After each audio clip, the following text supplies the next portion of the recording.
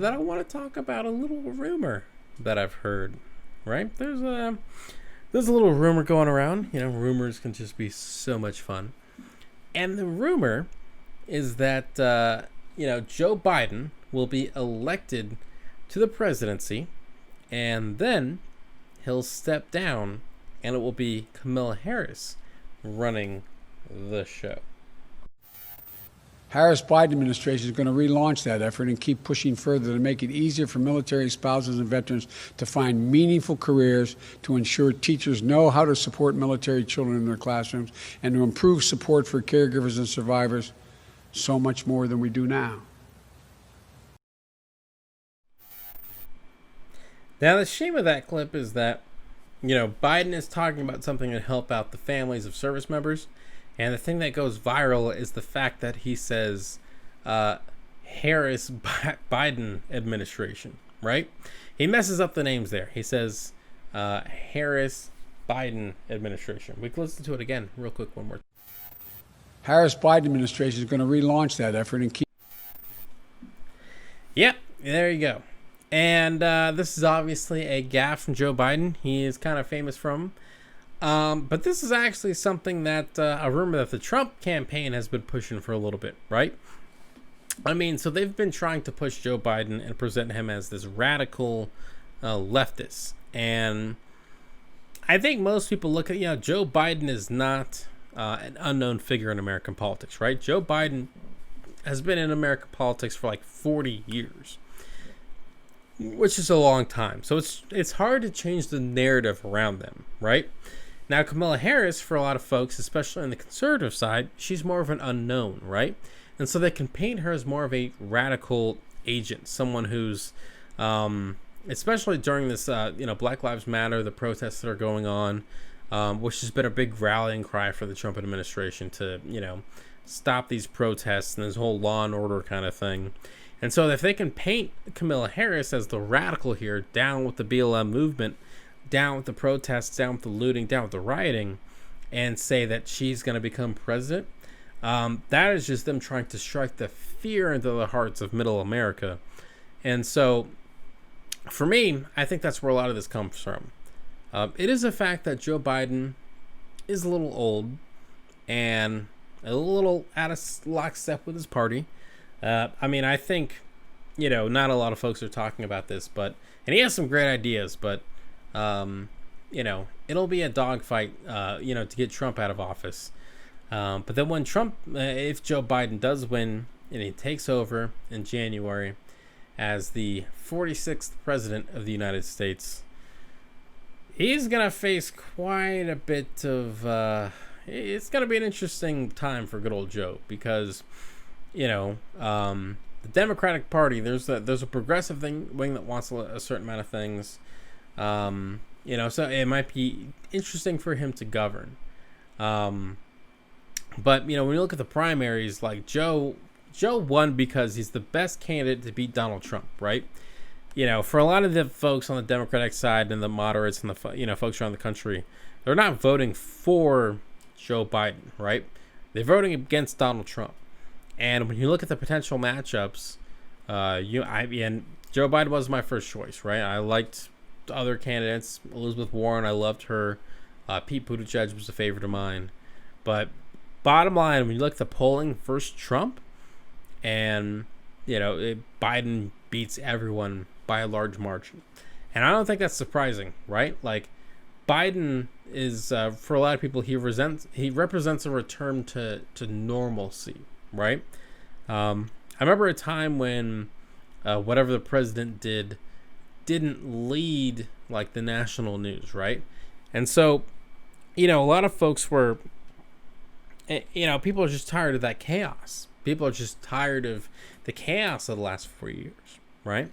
And so I honestly, even though there's been a lot of debate about before in the primaries when Bernie was essentially forced to step down because Amy Klobuchar dropped out of the race. Pete Buttigieg dropped out of the race. So Biden was able to coalesce that support and basically take over the nomination. It was kind of a, some people are still a little salty over that move, but it was a nice move by Democrats by playing politics for once. Republicans, unfortunately, they always beat Democrats at this, right? Democrats want to run the right honorable way, and it always seems like Republicans are just gonna, win it no matter what the cost is, right? They'll support Trump even though he says horrible things. I mean, it was a week or two before the election he talked about sexually assaulting women, but they still supported him, right?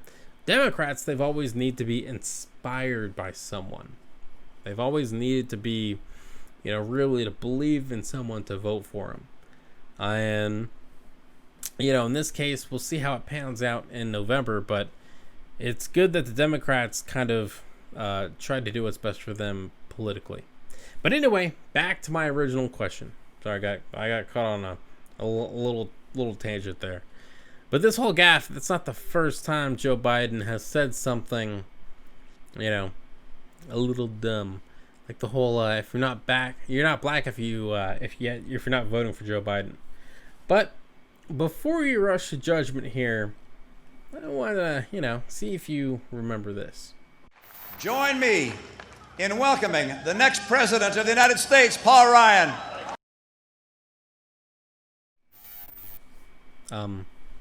Oops. So that was Mitt Romney back in 2012 when he was running against Barack Obama, introducing his vice president, Paul Ryan.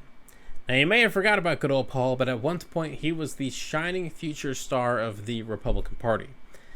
He was, the future candidate to take over and become president.